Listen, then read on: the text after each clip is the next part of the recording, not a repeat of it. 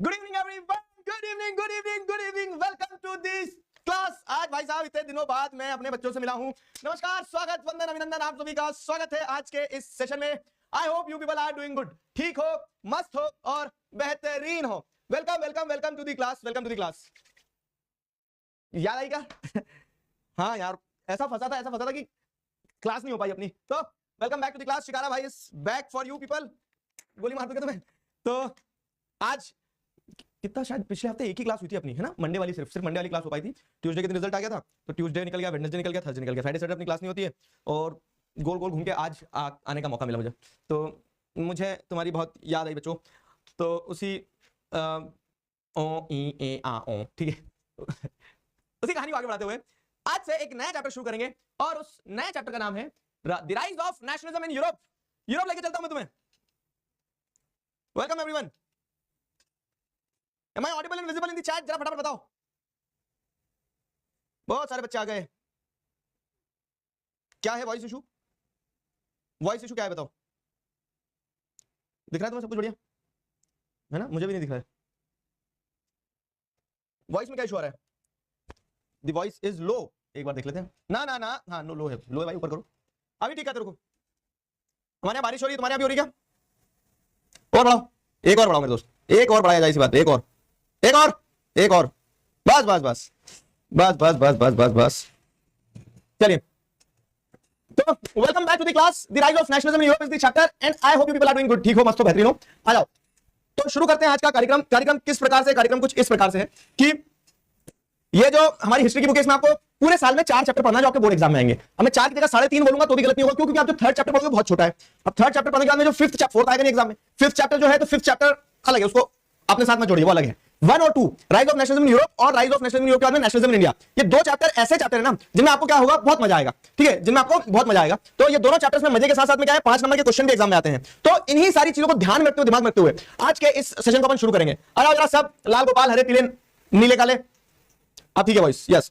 तो मैं चैट को, ये इमोटिकॉन्स को पहले वो करना तो बंद। डब्ल्यूपीपी नहीं आया है सर। कौन सा डब्ल्यूपीपी? डब्ल्यूपीपी आज सॉल्व करना है, मतलब अब आने वाली क्लासेस में। लास्ट चैप्टर अपने पावर शेयरिंग कंप्लीट किया, पावर शेयरिंग का डब्ल्यूपीपी नहीं आया तुम्हारा। ठीक है, पावर शेयरिंग का डब्ल्यूपीपी तो मैं आज दे रहा हूं। पावर शेयरिंग का डब्ल्यूपीपी शायद तुम्हारा रह गया है ना। बाकी 2 डब्ल्यूपीपी तो अपने सॉल्व कर ही लिए थे।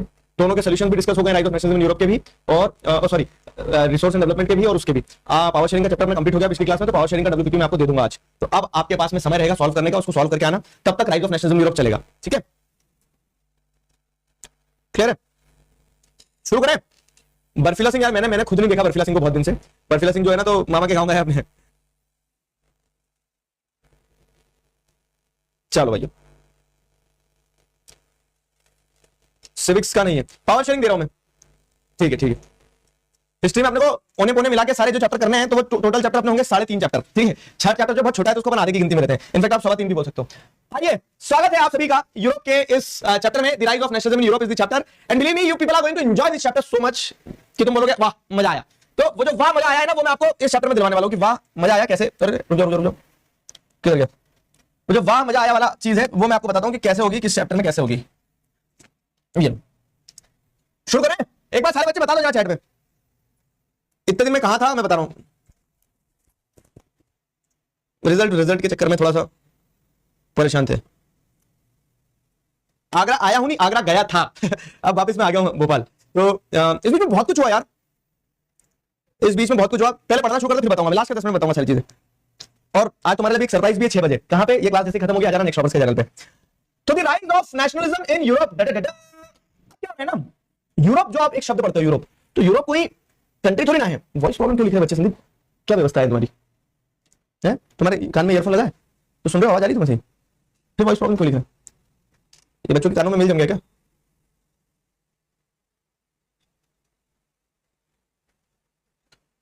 सही तो यार दोस्त, क्रैक हो रही है। एसएमएस एसएमएस इसलिए नहीं दिख रहा होगा तुम्हें क्योंकि एसएमएस में बंद करा, मतलब मुझे दिख रहा है तुम्हारा चैट, चिंता मत करो। वैभव बोल रहे सर मैंने बैच का ज्वाइन करा, मैं कैसे करूं पहले का सिलेबस? तो वैभव पहले का सिलेबस ऐसा है बेटा कि वो तुम्हें करना पड़ेगा, बैकलॉग बन गया है जो अपना, तो वो कंप्लीट करना। लेकिन आज से नया चैप्टर चालू हो रहा है ना, तो ये चैप्टर मत छूटने देना। ये तो रोज क्लास करनी करना, पीछे के 3 चैप्टर जो जैसे जैसे समय मिलेगा वैसे वैसे करते चलना। ठीक है, आ जाओ इधर आओ।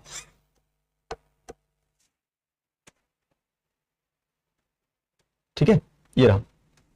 ये पेंटिंग देखो एक, एक पेंटिंग है, फेडरिक सूरियो आर्टिस्ट थे इस पेंटिंग के, और फेडरिक सूरियो ने एक पेंटिंग बना दी सर।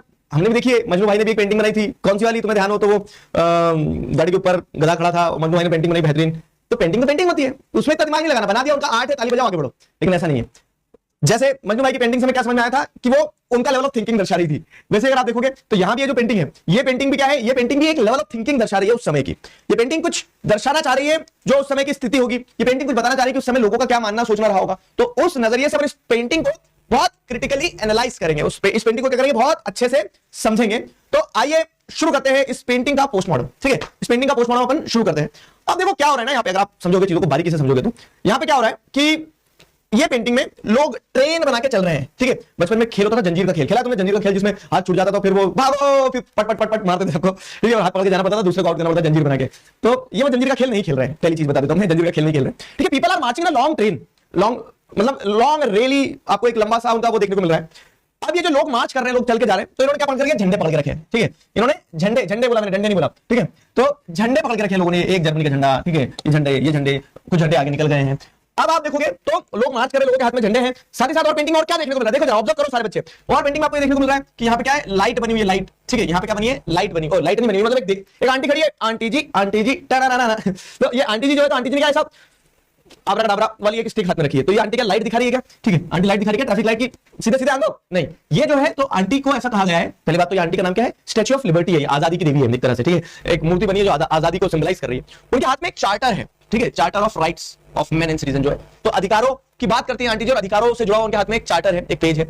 अभी अधिकारों से जुड़ा उनके हाथ में एक पेज है, और साथ ही साथ उनके हाथ में क्या है, टॉर्च जैसी चीज है, जो कि क्या है, वो एक्चुअल टॉर्च नहीं है। ठीक है, वो क्या है, टॉर्च ऑफ एनलाइटनमेंट बोला गया है कि ये प्रकाश दिखा रही है लोगों को कि लोगों के अंदर क्या आ जाएगी, चेतना जाग जाएगी। एनलाइटनमेंट मतलब बुद्धि आ जाएगी, समझे बुद्धू, तो लोगों के अंदर क्या आ जाएगी, बुद्धि आ जाएगी। उस चीज को क्या किया गया है, उस चीज को इस स्टैच्यू से सिंबलाइज किया गया। अभी मैं बस तुम्हें तोड़ तोड़ के बता रहा हूं कि पेंटिंग में क्या क्या दिख रहा है और क्या दिख रहा है। तो बच्चे बोलेंगे सर वो एक आंटी जो है इनके मुंह में क्या है, ऐसी वो पुंगी है बहुत बड़ी, और वो गाना बजा रही होगी। ठीक है, तो ये जो है आप देखो, विंग्ड वुमेन है, परी है वो, परी, यहाँ पे एक और परी। ठीक है, और ये ऊपर से और देवी देवता सारे सब कुछ, ठीक है, जीसस क्राइस्ट देखने को मिल रहे हैं आपको। तो ये जो नीचे तख्तियां कर रहे हैं ना लोग, इन सबको ऊपर से आशीर्वाद मिल रहा है। ठीक है, किसका आशीर्वाद मिल रहा है, देवी देवताओं का एक तरह से। ऊपर अगर पेंटिंग में देखोगे एक और चीज ऑब्जर्व करो, क्या लिखा है, फैटर्निटी लिखा है। फैटर्निटी क्या होता है भाई साहब, भाई साहब ये होता है फैटर्निटी होता है, फैटर्निटी मतलब भाईचारा। ठीक है, भाईचारा, तो आपस में लोग प्रेम से रहे, उस फैटर्निटी को दर्शाया जा रहा है। और क्या दिख रहा है पेंटिंग में, किसी को और किसी को ऐसी चीज दिख रही है जो अभी तक हम डिस्कस करना भूल गए? तो अगर आप देखोगे पेंटिंग में, तो आपको पेंटिंग में देखने को मिलेगा स्टार्टिंग में, ठीक है, पेंटिंग में एकदम स्टार्टिंग में फोरग्राउंड में अगर आप देखोगे ना, तो पेंटिंग में आपको क्या देखने को मिल रहा है, रिमेन्स ऑफ स्कैटर्ड, ठीक है, सिंबल्स ऑफ रॉयलिज्म। तो क्या है, जैसे मुकुट है, ये मुकुट है, मुकुट टूटा पड़ा है आगे। ठीक है, मुकुट जो होता है ना सिर पे, तो सिर पे जो मुकुट होता है, मुकुट क्या है, टूटा हुआ पड़ा है सामने, मुकुट सामने की तरफ टूटा हुआ पड़ा है। तो ये क्या है, ये क्या दर्शा रहा है, ये दर्शा रहा है कि कैसे जो राजा महाराजा थे उनके सिंबल्स जो है वो टूटे पड़े हैं। फिर इतनी सारी चीज आपको देखने को मिल रही है पेंटिंग में। अब इस पेंटिंग को देख के हमें ये तो समझ में आया कि पेंटिंग क्या मैसेज दे रही है कि लोग लिबर्टी की तरफ जा रहे हैं, अपने अपने देश को लेके जा रहे हैं। ठीक है, डिवाइन ब्लेसिंग्स मिल रही है उनको, और this is against the monarchy, this is against the absolutism.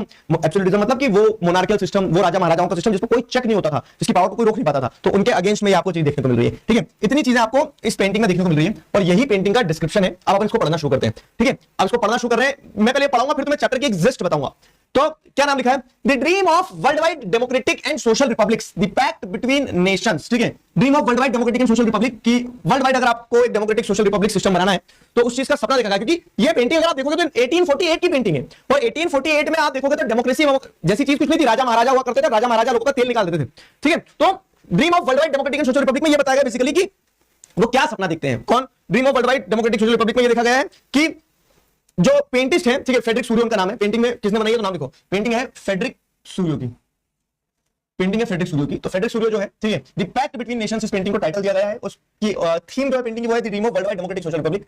ठीक, अब इस पेंटिंग के थ्रू ये जो फ्रेंच आर्टिस्ट थे, डिटेल्स बाबू, डिटेल्स को बहुत अच्छे से पढ़ना, कारण बता रहा हूं तुम्हें। जैसे अब ये फ्रेंच आर्टिस्ट थे, फेडरिक सूरियो कहां से थे, ये सवाल बन के आ जाता है। तो एक एक चीज मायने रखती है। 1848 में फेडरिक सूरियो थे, वो फ्रेंच आर्टिस्ट थे, ऑप्शन देते इंग्लिश आर्टिस्ट थे, जर्मन आर्टिस्ट थे, कौन से आर्टिस्ट थे, तो वो एक फ्रेंच आर्टिस्ट थे। ठीक है, तो the Frederic Sorrieu was the French artist. इन्होंने सीरीज ऑफ 4 प्रिंट्स बनाए, ठीक है, visualising his dream of world made up of democratic and social republic. तो वो जो उनका सपना था ना कि वर्ल्ड एक दिन डेमोक्रेटिक हो जाएगा, रिपब्लिक हो जाएगा, जहां पे लोग चूज करेंगे, लोगों के पास में अधिकार होंगे, उस सपने को उन्होंने 4 पेंटिंग्स के थ्रू बनाया। उन 4 पेंटिंग में से एक पेंटिंग ये है। ठीक है, as he called them, और इन पेंटिंग्स को उसमें क्या कहा गया, ठीक है, पैक्ट बिटवीन द नेशंस। ठीक है, the first print of the series shows the people of Europe and America, men and women of all ages and social classes, marching in a long train and offering homage to the Statue of Liberty as they pass by it। तो इस painting की पहली चीज आपको ये देखने को मिल रही है। ठीक है, पेंटिंग का पहला पॉइंट निकल कर रहा है कि इस पेंटिंग के थ्रू क्या बता रहे हैं कि यूरोप और अमेरिका के लोग जो हैं, सभी तरह के लोग, मेन, वुमेन, ठीक है, बच्चे, बूढ़े, सारे लोग एक लॉन्ग ट्रेन बना के मतलब एक रैली बना के मार्च करते हुए जा रहे हैं किसकी तरफ से, स्टैच्यू ऑफ लिबर्टी की तरफ से, ऑफरिंग होमेज, मतलब श्रद्धांजलि देते ना अपन वैसा, ठीक है। तो they are offering homage to the statue of liberty, statue of liberty पे होमेज ऑफर कर रहे हैं as they are passing by, जैसे जैसे वहां से निकलते जा रहे हैं उसके पास से, तो they are offering the homage to it. Got it? ये चीज है, मतलब अपना भावपूर्ण समर्पण दे रहे हैं कि हाँ भैया ये पेंटिंग है, मतलब ये स्टैच्यू ऑफ लिबर्टी है। आजादी तो चाहिए सबको, तो आजादी के पास निकलेंगे तो आजादी को आजादी पाए लागू, वैसा वाला सिस्टम, ठीक है। तो as you would recall, artist of the time of the French Revolution personified liberty as a female figure. You can here recognize the torch of enlightenment she bears in one hand and the charter of rights of men in the other. ठीक है। और ये statue of liberty अगर आप देखोगे तो French revolution के time period में ही आर्टिस्ट ने लिबर्टी को एक तरह से इंपॉर्टेंट पर्सोनिफिकेशन देना शुरू कर दिया था। क्लास 9 का तुम्हारा नॉलेज टेस्ट कर लो एक बार, बताना जरा, क्लास 9 में फ्रांस की जो फीमेल एलिगेरी थी, नहीं क्लास 9 में तुमने 10th में पढ़ोगे, चिंता मत करो 10th में पढ़ोगे। तो जैसे क्लास 9 में अगर आपने ध्यान दिया हो तो रेवोल्यूशन के टाइम पीरियड में क्या है कि जब रेवोल्यूशन होता है तो अलग अलग लोगों ने क्या किया था, अलग अलग लोगों ने अलग अलग पर्सोनिफिकेशन किया था आइडियाज को, एक विचार, जैसे हम भारत माता की इमेज बनाते हैं। एक्चुअली में भारत माता नहीं है कोई कि कोई लेडी हो जो भारत माता थी, नहीं, लेकिन हम भारत माता से क्या बताते हैं, हम एक पूरे भारत को सिंबलाइज करते हैं, एक पावर को एसोसिएट करते हैं, एक फिगर बनाते हैं। तो वैसे क्या है कि यहाँ पे स्टैच्यू ऑफ लिबर्टी को लिबर्टी की देवी नहीं थी, लेकिन एक लिबर्टी के आइडिया को एक स्टैच्यू बनाया गया है वैसा, ठीक है, स्टैच्यू बनाया गया है। और आप देखोगे तो स्टैच्यू में एक हाथ में टॉर्च ऑफ एनलाइटनमेंट दिया गया है कि ये प्रकाश दे रही है लोगों को, ये स्टैच्यू जो है लोगों को प्रकाश दे रहा है कि लोग आगे बढ़े, लिबर्टी की तरफ बढ़े। और दूसरे हाथ में एक चार्टर, एक लिखा हुआ एक पर्चा है जिसमें क्या है, the charter of rights of main and others, ठीक है। तो लोगों का, मेन एंड अदर्स मतलब कि पुरुष लोगों के राइट्स की बात की गई है। On the earth in foreground, अब अगर ये दूसरी चीज समझ में आ गई आपको, ठीक है, ये यहाँ पे आपको दूसरी चीज समझ में आ गई। अब अगर वहीं पे अगर आगे देखें तो on the earth in the foreground of image lie the shattered remains of the symbol of absolutist institution. डरना नहीं है, सबसे पहले तो आपने डरना नहीं है बिल्कुल भी, भारी शब्द देख के पता नहीं क्यों घबराने लगते बच्चे, बहुत इजी है। देखो क्या हो रहा है ना, और उस पेंटिंग में देखो तो फोरग्राउंड, फोरग्राउंड मतलब क्या होता है, बैकग्राउंड मतलब ये मेरे पीछे हो गया, फोरग्राउंड मतलब क्या है कि जैसे आप मेरे आगे हो, तो फोरग्राउंड मतलब आगे की जगह, आगे की जगह में अगर आप देखेंगे ना तो in the foreground you can see, क्या देखोगे फोरग्राउंड में, image of shattered remains of symbols of absolutist institutions. तो ये जो मटेरियल दिख रहा है आपको, ये दिख रहा है एक ताज, दो ताज, तीन ताज, ताज के पुंगी बजा दिए, ताज तोड़ दिए, तो फोरग्राउंड में आपको देखने को मिल रहा है क्या कि image like the shattered remains, टूटे फूटे ताज तूज आपको देखने को मिल रहे हैं, of symbol of absolutist institution. Absolutist मतलब राजा महाराजाओं के सिस्टम को एब्सोल्यूटिस्ट कहा गया है। तो गवर्नमेंट और system of rule that no restraints on the power exercise, मतलब एक एब्सोल्यूटिस्ट सिस्टम मतलब जहां पे एक व्यक्ति के पास एब्सोल्यूट पावर है, कोई उसकी पावर को चेक नहीं कर रहा है, ऐसे सिस्टम को एब्सोल्यूटिस्ट सिस्टम कहा जाता है, ठीक है। इस प्रकार के सिस्टम को एब्सोल्यूटिस्ट सिस्टम कहा जाता है। तो एब्सोल्यूटिस्ट सिस्टम जो है वो आपको फोरग्राउंड में उसके सिंबल जो है वो स्कैटर्ड तरीके से देखने को मिलेंगे, टूटे फूटे तरीके से देखने को मिलेंगे, जिनका कोई अस्तित्व नहीं बचा। ऐसा बताना चाह रहे हैं कि मोनार्की जो है वो खत्म हो गई है, इस चीज को दर्शाया जा रहा है। तो in Sorrieu's utopian vision the peoples of the world are grouped as distinct nation. Sorrieu के फ्रेडरिक सूर्य के यूटोपियन विजन को अगर आप देखोगे ना तो यूटोपियन क्या होता है सर, मैं बोल रहा हूं कि शब्दों से मत घबराना, आसान है। फ्रेडरिक सूर्य का जो यूटोपियन विजन है, यूटोपियन मतलब जैसे कि एग्जांपल दे रहा हूं मैं आपको, अगर बात करें मौर्यन एम्पायर के टाइम पीरियड की, तो मौर्यन एम्पायर के टाइम पीरियड में अगर आदमी ये सोचता, ऐसे हाथ पे कुछ पत्थर रख के टक टक टक करूंगा, हेलो चंद्रगुप्त मौर्य, मैं चाणक्य बोल रहा हूं, हाँ चाणक्य दादा, वो अपने को उसके ऊपर हमला करना है, ओके हो जाएगा। तो उस समय पे अगर आप ऐसा सोचते कि फोन लगा लेंगे, बात कर लेंगे, ऐसी बात हो जाएगी, तो वो बड़ा यूटोपियन था। यूटोपियन मतलब क्या होता है, अ विजन या फिर a thought which is far from the reality. लेकिन आज रियलिटी हो तो एक ऐसी चीज सोचना जो उस समय पे हकीकत ना हो। तो जैसे फ्रेडरिक सूर्य जब ये सोच रहे ना कि वर्ल्ड डेमोक्रेटिक हो जाएगा, रिपब्लिक हो जाएगा, उस समय पे ये चीज रियलिटी नहीं हो सकती थी, क्योंकि उस समय तो मोनार्की रूल कर रही थी। लेकिन उन्होंने एक विजन देखा, एक utopian vision which is not present in which is not true in today's context, जो आज के हिसाब से रियलिटी नहीं है, ठीक है। लेकिन हो सकता है आगे भविष्य में, जैसे आज मैं सोचूं, ऐसा कोई होता है क्या कि मैं अपने छत पे जाऊंगा और छत पे से दोनों हाथ ऐसे करूंगा और मैं हवा में उड़ जाऊंगा, आज वो बड़ा यूटोपियन लगता है। लेकिन क्या पता कोई ऐसी टेक्नोलॉजी आ जाए कि यहाँ पे ऐसे पंख लग जाए और हाथ ऐसे करो, छत पे से उड़ना शुरू हो जाए, जस्ट इमेजिन। तो आज मेरा ये सोचना एक यूटोपियन विजन होगा, समझा। तो यूटोपियन विजन मतलब क्या है, something which is not reality today, fine, एक ऐसा विजन देखना which is far from the reality today, उसको यूटोपियन विजन कहा जाएगा। तो फ्रेडरिक सूर्य ने जब ये इमेजिन किया कि वर्ल्ड जो है डेमोक्रेटिक हो जाएगा, रिपब्लिक हो जाएगा, तो he was imagining something which is far from the reality, जो आज की हकीकत से, उस समय की हकीकत से अलग था, ठीक है। तो यहाँ पे भी बताया गया कि पेंटिंग में क्या क्या है वो आपको देखने को मिल गया। सूर्य का ये जो यूटोपियन विजन था, utopian vision of society that is so ideal that it is unlikely to actually exist, मतलब वो ये कि आज के समय में हो नहीं सकता, unlikely to actually exist, but it may exist in future, वैसा वाला केस, ठीक है। तो in Sorrieu's utopian vision the people of world are grouped as distinct nations, ठीक है। तो जैसे अगर आप देखोगे तो इनके इस विजन में, इस पेंटिंग को कहा गया है, जो वर्ल्ड के अलग अलग लोग हैं ना उनको डिस्टिंक्ट नेशंस में ग्रुप किया गया है कि अलग अलग कंट्रीज हैं। और अब उस समय पे तो कंट्रीज भी नहीं होती थी, उस समय पे जर्मनी नहीं था, उस समय पे आप देखोगे, आप चैप्टर में आगे पढ़ोगे ना, तो उस समय पे एक प्रुशियन एम्पायर हुआ करता था, प्रुशिया हुआ करता था। तो उस समय पे कंट्री तो थी नहीं, लेकिन उन्होंने इमेजिन किया कि एक ऐसा कंट्री बनेगा जर्मनी जैसा, समझ में आ रहा है। तो उन्होंने क्या किया, एक अपना एक यूटोपियन विजन दिखाया, जिसमें उन्होंने क्या किया, अलग अलग कंट्रीज को, अलग अलग नेशंस को डिस्टिंक्ट नेशंस की तरफ ग्रुप किया गया, ठीक है। He grouped as distinct nations identified through their flags and national costume, ठीक है। उनके झंडे और नेशनल कॉस्ट्यूम्स के थ्रू उनको आइडेंटिफाई किया गया। झंडे और नेशनल कॉस्ट्यूम कैसे, तो जैसे झंडे हैं तो अलग अलग कंट्रीज के फ्लैग है, जैसे अगर आप देखोगे तो अभी चैप्टर में आगे पढ़ेंगे वैसे तो अपन कि ये जो ब्लैक, रेड और गोल्डन कलर है, ये कहां का कलर है, ये इसका क्या बोलते हैं, अपने जर्मनी का नेशनल कलर है, ठीक है, तो उनके फ्लैग हो गए, उनके नेशनल कॉस्ट्यूम हो गए, लीडिंग दी प्रोसेशन। और इस तरह से क्या है कि सब झंडा ले लेके अपनी अपनी कंट्री के चले चपाटों को एक साथ लेके क्या है आगे बढ़ रहे हैं कि हाँ भैया हम अपनी कंट्री को लीड कर रहे हैं, लीडिंग दी प्रोसेशन।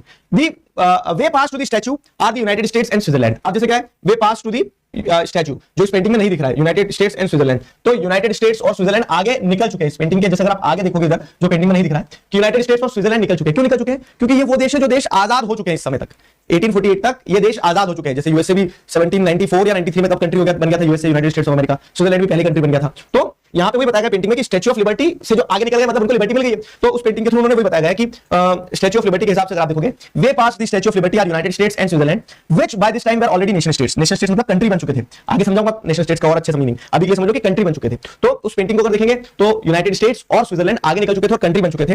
फ्रांस अगला कंट्री जो है, तो अगला कंट्री कौन सा है? फ्रांस है, ठीक है। अगला कंट्री जैसे आप देखोगे फ्रांस, फ्रांस की अगर बात करते हो, ये जो टाइम था ना 1848, इस समय तक फ्रांस लड़ रहा था। तो ये फ्रांस के नेशनल कलर देख लो, ब्लू रेड और व्हाइट, ब्लू रेड व्हाइट के साथ में ये फ्रांस के नेशनल कलर हो गया ना, ये फ्रांस। तो ये फ्रांस के नेशनल कलर हो गए, फ्रांस की कॉस्ट्यूम हो गई, इस तरह के कपड़े भी पहनते थे, ठीक है। तो ये फ्रांस है। तो स्विट्जरलैंड और यूएसए आगे निकल गए क्योंकि वो आजाद हो चुके थे, तो उस पेंटिंग में उनको आगे निकाल दिया है। अब आपको क्या देखने को मिल रहा है? फ्रांस जो है, तो फ्रांस स्टैच्यू ऑफ लिबर्टी के पास पहुंचा ही है। फ्रांस आइडेंटिफाइबल बाय, फ्रांस को किस चीज से आइडेंटिफाई कर सकते हो?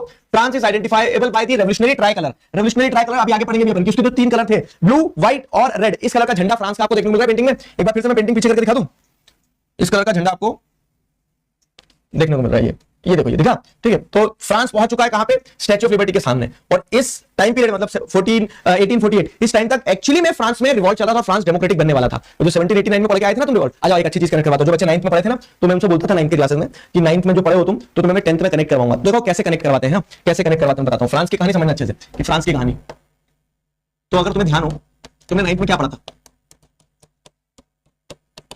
क्या पढ़ा था 9th में? बहुत अच्छे ध्यान करो। तो 9th में तुम्हें अगर ध्यान हो, तुमने पढ़ा था कि 1789 में रेवोल्यूशन हुआ था, बोलो हाँ। अब इस रेवोल्यूशन के बाद में पूरा एक साइकिल चला।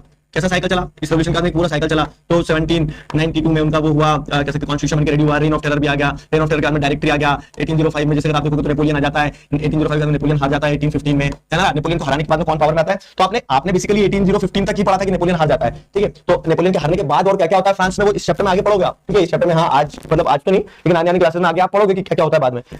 करंट क्यों मार रहे? नहीं करंट मार रहा, वही लगा फिर से करंट चालू हो गया इसमें। हाँ करंट मारा है भाई, मार रहा है तो बस करंट। 9th की समस्या क्या बात? रुक जाओ, बाहर कर लेता हूँ ना उसको। जो कपड़ा होता है ना, इट इज इंसुलेटर, इतनी साइंस आती है मुझे। तो अब मार के दिखा करंट। एक ही तो सर है हमारे एसएसटी के, क्या होगा फिर? चलो, तो 1815 में जैसे आप देखोगे ना दोस्तों, तो 1815 में क्या हो रहा था? ध्यान देना बहुत अच्छे से। 1815 में जैसे आप देखो तो नेपोलियन हार गया था। नेपोलियन हारने के बाद में क्या होता है ना, 1815 में नेपोलियन हारने के बाद में वापस से मोनार्की आती है। वो मोनार्की 1830 में कुछ होता है, और अल्टीमेटली लेकिन अगर आप देखोगे ना, तो एक पूरी प्रोसेस चलती रहती है रेवोल्यूशन की, प्रोसेस ऑफ रेवोल्यूशन चलती रहती है। मैं आपको एक साथ बहुत सारी चीजें बता रहा हूं, क्यों बता रहा हूं? क्योंकि जब आगे चैप्टर बढ़ाते जाएंगे तो आपको सब कनेक्ट होते जाएगा। और 18 क्या होता है? 1848 जब ये फ्रेडरिक सूरियो की पेंटिंग बन रही है, ठीक है, the time of painting only, मतलब इसको लिखूंगा तो कंफ्यूज हो जाओगे, इससे ध्यान रखना। 1848 ये कोई टाइम पीरियड है फ्रेडरिक सूरियो पेंटिंग बना रहा है। तो इस टाइम पीरियड पे क्या हो रहा है ना, इस टाइम पीरियड पे कंट्री में फ्रांस में ऐसा रेवोल्यूशन चल रहा था जिससे फ्रांस अल्टीमेटली रिपब्लिक बन जाएगा। फिर इसके बाद वापस कोई ऐसा उठापटक नहीं होगी कि नेपोलियन आएगा, जाएगा, ये आएगा, वो आएगा, डायरेक्ट आएगा। फिर इसके बाद में रिपब्लिक ही रहता है फ्रांस 1848 के बाद में। तो अगर यहां पे आपको पेंटिंग में बताया जा रहा है क्या कि फ्रांस जो है 1848 के टाइम पे जो पेंटिंग बनी है, तो फ्रांस यहां पे खड़ा है स्टैच्यू ऑफ लिबर्टी के पास। इसका मतलब ये था कि फ्रांस में इस समय उथल पुथल चल रही थी। तो वहां पे बताएगा France identifiable by the revolutionary tri colour has just reached the statue, मतलब it was on the door steps of the liberty, है ना। It was on the door steps of the liberty, liberty के door steps पे ही खड़ा था। She is followed by, मतलब France is followed by people of Germany wearing the black red and gold flag. अब France के just पीछे आप देखोगे तो जर्मनी आ रही है, ठीक है। और 1848 के आसपास ही जर्मनी में भी रेवोल्यूशन होता है। तो ये वो उस सीक्वेंस में जो पेंटर है फ्रेडरिक सूरियो ने अपने विजन को अलाइन किया है। मैं तुम्हें इतना डिटेल में क्यों बता रहा हूं? क्योंकि कभी कभार एक क्वेश्चन बन जाता है, what are the messages tried to convey, ठीक है, by Frederic Sorrieu. Frederic Sorrieu ने अपनी पेंटिंग जो है द पैक्ट बिटवीन नेशंस या फिर his dream of democratic and social Republic, उस ड्रीम के थ्रू उन्होंने क्या मैसेज देने की कोशिश करी है?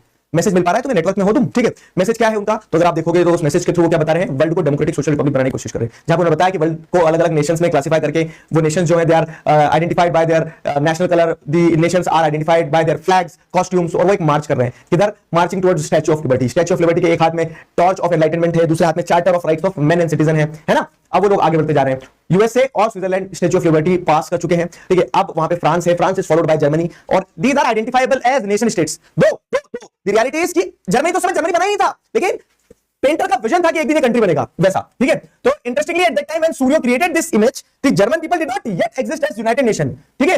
वो यूनाइटेड नेशन की तरह एग्जिस्ट नहीं करते थे, स्ट्रगल चल रहा था, लेकिन जर्मनी जैसा कुछ नहीं था, प्रूशियन एम्पायर हुआ करता था, ठीक है। The flag they carry is the expression of liberal hopes of 1848। तो 1848 में जो आप पढ़ोगे यूनिफिकेशन ऑफ जर्मनी पढ़ेंगे ना चैप्टर में आगे, तो वहां पढ़ोगे कि ये जो फ्लैग वो कैरी कर रहे हैं, ये फ्लैग एक तरह का एक्सप्रेशन है कि हम जो जर्मन स्पीकिंग प्रिंसिपैलिटीज है वो एक कंट्री बन जाए अंडर डेमोक्रेटिक कॉन्स्टिट्यूशन, और उसी इमोशन के बेसिस पर उन्होंने क्या किया, उस फ्लैग को इस्तेमाल करते हुए जर्मनी को एक जर्मन कंट्री की तरह उस पेंटिंग में दर्शाया है।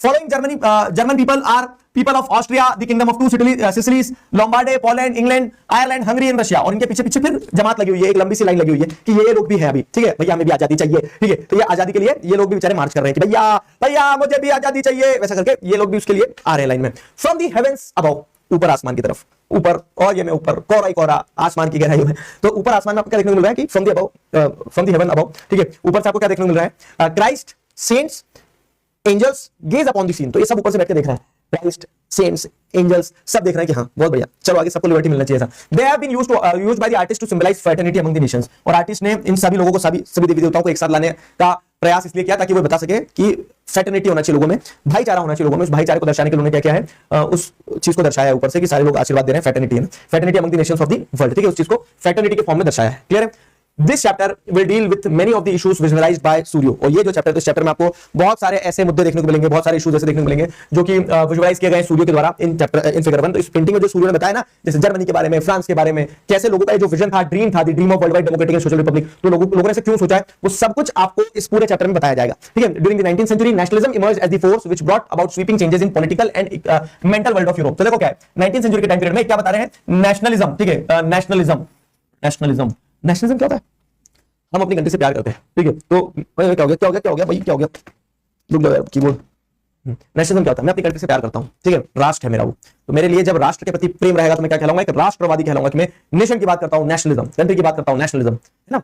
तो 19th सेंचुरी में भी यही होता है कि पूरे यूरोप में during the 19th century what you will observe, what you will find कि पूरे यूरोप में 19th सेंचुरी में नेशनलिज्म की फीलिंग बढ़ चढ़ के देखने को मिल रही थी लोगों के अंदर, ठीक है। लोगों के अंदर राष्ट्रवाद था, और उस राष्ट्रवाद के चलते क्या है कि अगर मान लो एक एरिया है ये, और इस एरिया में इतने लोग आपस में एकजुट महसूस कर रहे हैं, इस एरिया में इतने लोगों को लगता है कि नहीं हमें तो सबको एक साथ रहना चाहिए, हम सब तो भाई भाई हैं। तो इतने एरिया में अगर लोग एकजुटता वाली भाव को रख रहे हैं, फीलिंग को अगर रख रहे हैं, तो ऑब्वियसली इतने लोग एक नेशन स्टेट बनाएंगे। Nationalism is based on the idea of a nation. तो इतने लोग अपना एक कंट्री बनाएंगे, है ना। अभी नेशन स्टेट का कांसेप्ट समझाऊंगा मैं। तो आपको देखने को मिलता है कि जब 19th सेंचुरी में लोगों के अंदर वो भाव आया ना, क्या भाव आया कि हम सबको एकजुट होना है, हम सबको देश का एक मतलब वो बनना है, हिस्सा बनना है। तो उससे क्या होगा ना, उससे आपको क्या देखने को मिलता है, उससे आपको देखने को मिलता है कि जब लोगों के अंदर ये भाव आया नेशन स्टेट वाला, तो इसके चलते क्या है, ऑटोमेटिकली क्या आपको देखने को मिलेगा कि यूरोप के पूरे पॉलिटिकल और मेंटल वर्ल्ड में चेंज आएगा। पॉलिटिकल वर्ल्ड में कैसे चेंज आएगा कि अब राजा महाराजाओं की टेरिटरी रह जाएगी। अब लोग क्या करेंगे, अपने अपने टेरिटरीज बनाएंगे, अपने अपने कंट्रीज बनाएंगे, डिपेंडिंग ऑन देयर फीलिंग कि हाँ हम सब एकजुट है तो हमारा एक कंट्री होना चाहिए। जैसे पाकिस्तान वाले लोग लगा कि हम सब एक जैसे हैं तो उन्होंने पाकिस्तान बनाया, इंडिया लोग लगा हम सब एक जैसे तो उन्होंने इंडिया बनाया, ठीक है। कि इंडिया में हमने सबको लिया, हमने भेदभाव नहीं किया कि उधर उधर पाकिस्तान था बदमाश, आज सफर कर रहा है, समझे, वैसा होता है। तो आपके इंटेंट अच्छे होना चाहिए बेटा, नहीं तो क्या होता है, नहीं तो एक ना एक दिन सफर करना ही पड़ता है। पानी पियो, उसी बात पे सब पानी पियो फटाक से।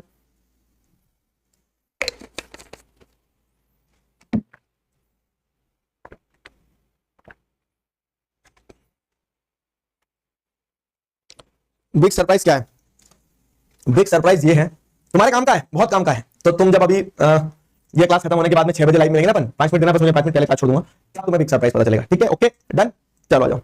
तो क्या हो रहा है, कहानी देखो आगे। तो nationalism emerged as a force which brought about sweeping changes in the political and mental world of Europe, ठीक है। The end result of these changes was the emergence of nation state in place of multinational dynastic. बहुत अच्छी line अगर आप देखोगे ना इस पूरे चैप्टर की, अगर मैं आपको कहानी बताऊं तो ये वाली लाइन को ध्यान रख लेना, ये लाइन को ध्यान रखो, ये लाइन को ध्यान रखो, पढ़ो, कुछ नहीं करना है, पढ़ना है बस। The end result of these changes was the emergence of nation state in place of multinational dynastic empires of Europe. The end result of these changes was the emergence of the nation state in place of the multinational dynastic empires of Europe. एक बार और पढ़ दूंगा तो तुम वो शोभित भैया की तरह मेरा भी मीम बना दोगे, नहीं, ठीक है। तो अब अगर जैसे यहाँ देखिए, यहाँ पे तो यहाँ केस क्या है, यहाँ केस ये है बहुत बड़ा सिंपल सा कि जो नेशनलिज्म इन यूरोप चैप्टर है ना, तो इसमें जो नेशनलिज्म वर्ड है ना, राष्ट्रवाद होना चाहिए। सर राष्ट्रवाद से क्या मिला बताओ, देश के प्रति प्रेम करने से क्या मिला, सब कुछ देश से तो मिला है, मैं रहूं ना यार हूं, भारत ये रहना चाहिए। सुना ना गाना कितना प्यारा। तो अगर हम बात करें किसी, अगर गाना नहीं सुना ये वाला तो आज सुनना याद से एक बार। कौन सी मूवी थी, रानी लक्ष्मीबाई की, जो कंगना रनौत वाली मूवी है, उसमें वाला गाना जो है तुझे सौगंध, मतलब मुझे या तुझे जो भी है, लिरिक्स बहुत खराब है, मुझे सौगंध भारत, ऐसा, तो मैं रहूं ना यार हूं, भारत ये रहना चाहिए। तो गाना सुनना सब आ जाके, ठीक है। क्या बता रहा था तुम्हें, बहुत इंपॉर्टेंट चीज बता रहा था, गाना आ गया बीच में। हाँ, कि ये जो चैप्टर है, इस चैप्टर में जो वर्ड है ना नेशनलिज्म इन यूरोप, तो जो नेशनलिज्म वर्ड है ये राष्ट्र के प्रति प्रेम वाली जो चीज है, तो ये राष्ट्र के प्रति ये जो प्रेम वाली चीज है, इस चीज से क्या मिला। तो जो हम बात करें ना कि ये पूरी उठापटक जो पूरे चैप्टर में पढ़ेंगे, देखो आज की क्लास में फ्रेडरिक सूरी वाला इंपॉर्टेंट पार्ट बताया मैंने, उसके अलावा लेकिन आज की क्लास में जो बता रहा हूं मैं फाउंडेशन बना रहा हूं जिससे तुम्हें समझ में आएगा, और ये लाइन वो फाउंडेशन का भी फाउंडेशन है कि इस चैप्टर में यही बताया गया है कि जैसे जैसे लोगों के अंदर नेशनलिज्म की फीलिंग जागी ना, राष्ट्र के प्रति प्रेम की फीलिंग जागी, तो उससे हुआ क्या, बहुत सारे बदलाव आए। किसी ने किसी राजा को पटक के मार दिया, किसी ने क्या करा अपने आप विद्रोह कर दिया, किसी ने बोल दिया कि नहीं नहीं हमें नहीं चाहिए, हमें अपनी सरकार बनानी है। तो जो भी हुआ, ये सारे चेंजेस जो नेशनलिज्म के कारण हुए ना, इसका एंड रिजल्ट ये था कि there was the emergence of nation states.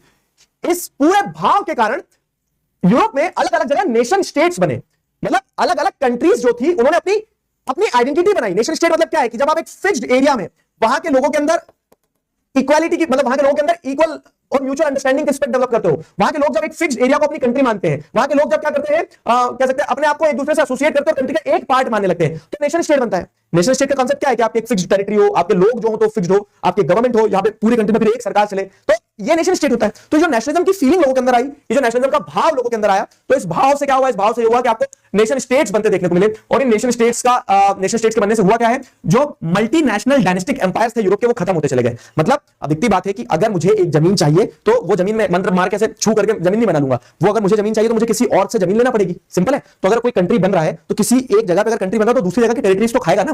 तो दिखती बात है कि जो पहले यूरोप में मल्टीनेशनल डायनेस्टिक एम्पायर्स हुआ करते थे कि एक राजा है, एक राजा ने जर्मन बोलने वाले लोगों को भी अपने अंदर रख के रखा है, फ्रेंच बोलने वाले लोगों को भी अपने अंडर में रख के रखा है, डच लैंग्वेज बोलने वाले लोगों को भी अपने अंडर में रख के रखा है, और अब राजा में दम था तो उसने इतना बड़ा अपना साम्राज्य बना के रखा है। तो मल्टीनेशनल डायनेस्टिक एम्पायर्स है, मतलब आज जो अलग अलग कंट्री बन चुके हैं वो सब पहले किसी एक एम्पायर के अंडर में हुआ करते थे। जैसे कि एग्जांपल के तौर पर अगर देखें अपन तो अलेक्जेंडर का जो एम्पायर था, तो अलेक्जेंडर के एम्पायर में उसने सबको अलग अलग धर्म के लोग, अलग अलग भाषा बोलने वाले लोग और अलग अलग जो आज वर्ल्ड में कंट्रीज सबको अपने अंडर रख लिया था, तो इसलिए उसे एम्पायर कहा जाता था। अलेक्जेंडर का जो एम्पायर था तो उसको मल्टीनेशनल एम्पायर कहा जाएगा। वैसे आप देखोगे तो प्रूशियन एम्पायर में जर्मन बोलने वाले मेजोरिटी थे, लेकिन जर्मन बोलने के अलावा भी दूसरी भाषा बोलने वाले लोगों को, फ्रांस के लोगों को, कुछ फ्रांस की टेरिटरी को, सबको अपने अंडर में कंट्रोल करके रखा था उसने। तो अब आपको देखना होगा कि जब अदर डॉट्स कनेक्ट करवाना एक बार में समझ में आएगा, जब लोगों के अंदर नेशनलिज्म की फीलिंग आई तो उसका एंड रिजल्ट ये हुआ कि लोगों ने कंट्रीज बनाई। क्यों? क्योंकि पहले कंट्रीज नहीं थे, पहले जो मल्टीनेशनल डायनेस्टिक एम्पायर्स होते थे, तो इन डायनेस्टिक एम्पायर्स को हटा के इन्हें रिप्लेस करके वहां पे कंट्रीज आ गई। ठीक है, इन डायनेस्टिक एम्पायर्स को हटा के वहां पे इन्हें रिप्लेस करके क्या हो गई, कंट्रीज आ गई है। तो the concept and practices of modern state. अब नेशन स्टेट और मॉडर्न स्टेट में क्या फर्क है सर, बहुत अच्छे से समझना। तो नेशन स्टेट जो है बेसिकली जब आप एक टेरिटरी बना लेते हो, उस टेरिटरी के लोग अपने आप को उस टेरिटरी का पार्ट मानने लगते हैं, जब एक फिक्स्ड ज्योग्राफिकल टेरिटरी मतलब एक बाउंड्री, एक बॉर्डर सेट हो जाती है तो नेशन स्टेट कहलाता है ना, वो नेशन स्टेट कहलाता है। तो आपको ये समझना है कि वो नेशन स्टेट था, लेकिन यही नेशन स्टेट में जब डेमोक्रेसी जैसी चीज आ जाएगी, मॉडर्न ब्यूरोक्रेसी आ जाएगी कि पूरा सिस्टम में ऑफिसर्स वगैरह है, मॉडर्न आर्मी आ जाएगी, तो वो मॉडर्न स्टेट्स कहना लगेगा। तो नेशन स्टेट्स तो बना लिए थे लोगों ने, लेकिन नेशन स्टेट्स में जब डेमोक्रेसी, जब रिपब्लिक की आइडिया, जब कॉन्स्टिट्यूशन जैसी चीज आ जाएगी तो हम क्या बोलेंगे कि now nation states are becoming modern states. तो the concept and practice of modern state in which a centralized power exercise sovereign control over a clearly defined territory had been developing over a long period of time in Europe। समझ में आया? तो यहां पे क्या हो रहा है, यहां जैसे अगर आप देखोगे तो यहां आपको एक चीज कनेक्ट करना होगा कि मॉडर्न स्टेट की जो प्रैक्टिसेस थी ना वो नेशन स्टेट्स में हो रही थी। ठीक है, जहां पे आपको क्या देखोगे, which a centralized power exercise sovereign control over clearly defined territory has been developing over Europe, developing over a long period of time in Europe। ये पॉइंट दोनों समझ में आए, बहुत अच्छे समझ में आएगा, पूरा फिलोसॉफिकल है, इसमें स्टोरी कुछ नहीं है, लेकिन आगे जितनी भी स्टोरीज आएगी उनके लिए जो बेस बनाना है वो बेस यहां बन रहा है कि यूरोप में भाई साहब आपको ये समझना है कि लोगों के अंदर जब राष्ट्रवाद की भावना है, जब लोगों के अंदर नेशनलिज्म की फीलिंग जागी, तो उस नेशनलिज्म की फीलिंग के चलते ही लोगों ने क्या करा, अपनी अपनी कंट्रीज बनाई और जो पुराने मल्टीनेशनल डायनेस्टिक एम्पायर्स थे उनको हटाया।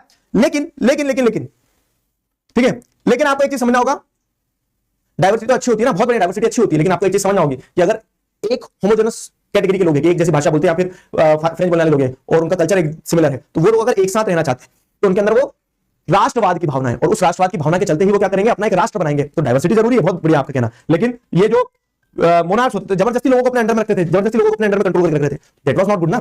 अगर लोगों की एक कल्चर, एक आइडेंटिटी है तो वो अपना एक कंट्री बनाना चाह रहे हैं और उनकी डिमांड अगर जेन्युइन है तो कंट्री बनाना चाहिए, तो वही उस नेशनलिज्म की फीलिंग के चलते ही तो कंट्रीज बने थे, नेशन स्टेट्स बने थे। तो मैं जो बता रहा हूं कि नेशन स्टेट्स का कांसेप्ट समझ में आ गया, लेकिन यही नेशन स्टेट्स मॉडर्न स्टेट्स में कन्वर्ट हो रहे थे। कैसे मॉडर्न स्टेट्स, मतलब कि ऐसे कांसेप्ट, ऐसे प्रैक्टिसेस को फॉलो कर रहे थे जहां पे एक सेंट्रलाइज्ड पावर होगी, एक सेंट्रलाइज्ड पावर मतलब कि कंट्री को कंट्रोल करने के लिए एक सेंट्रल सिस्टम होगा, ठीक है, जो कि पूरी कंट्री के ऊपर एक सॉवरेन कंट्रोल एक्सरसाइज करेगा। सॉवरेन कंट्रोल मतलब क्या है कि पूरी कंट्री के ऊपर आपको देखने को मिल रहा है कि सॉवरेन मतलब कि people are free to take their decision. तो एक गवर्नमेंट होगी जो वहां के लोगों के लिए, उस टेरिटरी के लिए खुद निर्णय लेगी। ठीक है, जो बता रहा हूं ना, जैसे डेमोक्रेसी में ही सोवरेनिटी होती है। अगर ध्यान हो आपको तो आपने कॉन्स्टिट्यूशनल डिजाइन चैप्टर जो 6 का पढ़ा 9th में, तो वहां पे वर्ड थे, फ्रेटर्निटी मतलब भाईचारा, सोवरेन मतलब क्या है कि country is free to take their decision. तो मॉडर्न स्टेट्स तब कहलाएंगे जब वो कंट्री तो बन गई, उस कंट्री में एक सेंट्रल अथॉरिटी हो जो कि सॉवरेन हो, जो अपने निर्णय खुद ले पाए, ठीक है, क्लियरली डिफाइंड टेरिटरी उनकी, भैया ये हमारी टेरिटरी है, यहां से यहां तक हम डिसीजन ले सकते हैं, हमारा कंट्री कहलाएगा इंडिया है, तो कश्मीर से लेकर कन्याकुमारी तक सारा का सारा हमारा है, ऐसा, ठीक है, over a clearly defined territory. और ये चीज जो है यूरोप में धीरे धीरे डेवलप हो रही थी, तो हम कह सकते हैं कि नेशन स्टेट्स मॉडर्न स्टेट्स बन रहे थे, but a nation state was one in which majority of its citizens and not only its rulers came to develop a sense of common identity, ठीक है। तो एक नेशन स्टेट वो था, ठीक है, एक नेशन स्टेट वो था जहां पे सिर्फ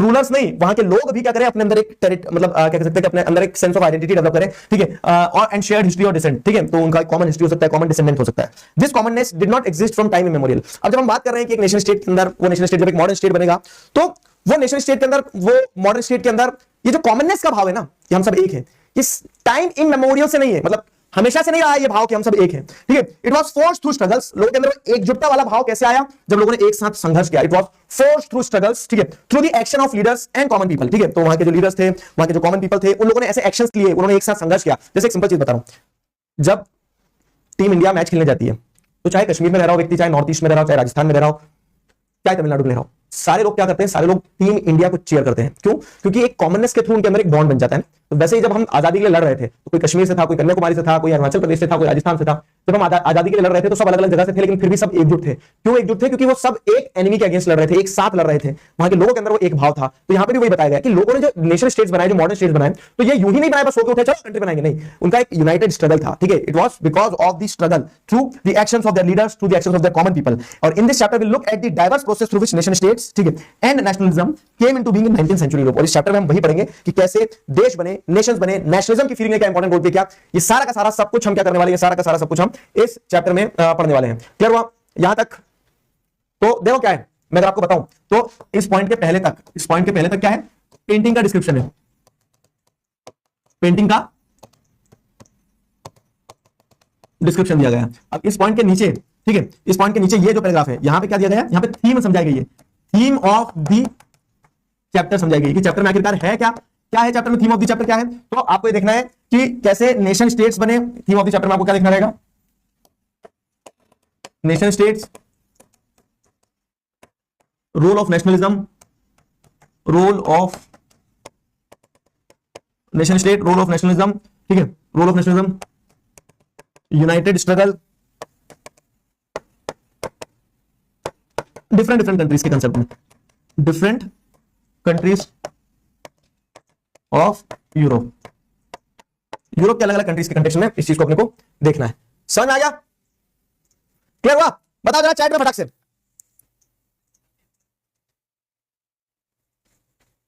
क्लियर हुआ? पेंटिंग को डिस्क्राइब करने का क्वेश्चन आता है, ये रहा, एक्सप्लेन फ्रेडरिक सूर्यो, ठीक है, सूर्यो होगा ये वाली जो पेंटिंग है, ये अपनी पेंटिंग, ये मेरी पेंटिंग प्यारी सी, ठीक है, ये पेंटिंग का डिस्क्रिप्शन आगे भी दिया गया है और पिछले पेज पे भी दिया गया है। और यहां पे वही पूछा गया, Frederic Sorrieu's dream in context of democratic and social republic. तो पेंटिंग एक्सप्लेन करना है।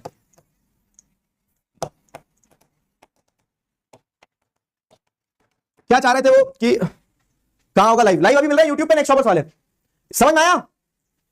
5:55 हो गया था, छुट्टी कर दीजिए। मैं पूरी क्लास समझाया, उससे कुछ लेना नहीं इस बच्चे को, इस बच्चे को सिर्फ इतना ध्यान है कि 5:55 हो गया, छुट्टी कर दीजिए, ठीक है। कहानी सुनना है, कल सुनाऊंगा कहानी की क्या क्या हुआ रिजल्ट में, कैसे कैसा रहा। आज हमको पढ़ना था ना, इंपॉर्टेंट। तो examine the significance of statue of liberty. Statue of liberty क्या है उसका बताना है कि दोनों हाथ में क्या था, उसके हाथ में क्या था, क्या था दोनों हाथ में, एक हाथ में टॉर्च ऑफ एनलाइटनमेंट था, दूसरे में charter of citizen, rights of citizen, अरे क्या, ठीक है। लाइव के लिए फोन आ गया मेरे पास, ठीक है। हेलो हेलो, हाँ दोस्त, हेलो, चलो गाइस, बस आ गया ना समझ में। तो कल अपन ये वाला टॉपिक उठाएंगे, चैप्टर का मतलब मेन चैप्टर यहां से शुरू हो रहा है। अभी जो पढ़ा अपन ने आज उसमें पूरा एक पेंटिंग का डिस्क्रिप्शन पढ़ा अपन ने और चैप्टर की थीम डिस्कस की है। कल अपन इसके आगे से शुरू करेंगे। ये दो क्वेश्चन, ये होमवर्क क्वेश्चन दिया, एक ये वाला, ठीक है। ये दो होमवर्क क्वेश्चन अगेन देख लो क्या है, हाउ डिड फ्रेडरिक सूर्यो प्रेजेंट यूटोपियन विजन, ठीक है। तो एक्सप्लेन वन रीजन, तो उन्होंने यूटोपियन विजन को क्यों कैसे समझाया, तो आप उसमें बताना कि स्विट्जरलैंड और यूएसए मार्च करते हुए आगे निकल गया। Which nation was identifiable in revolutionary tricolour, कौन सा था ये चैट में बताओ, जाओ। रेवोल्यूशनरी ट्राइकलर से किस कंट्री को आइडेंटिफाई किया गया, ठीक है। ये होमवर्क क्वेश्चन बताओ, हिंट दे रहा हूं मैं, क्लास 9 का पहला चैप्टर, ठीक है। चलिए इसी बात पे खत्म करते हैं आज का कार्यक्रम। सी यू ऑल टुमारो, कल मिलेंगे, ठीक है, चलो।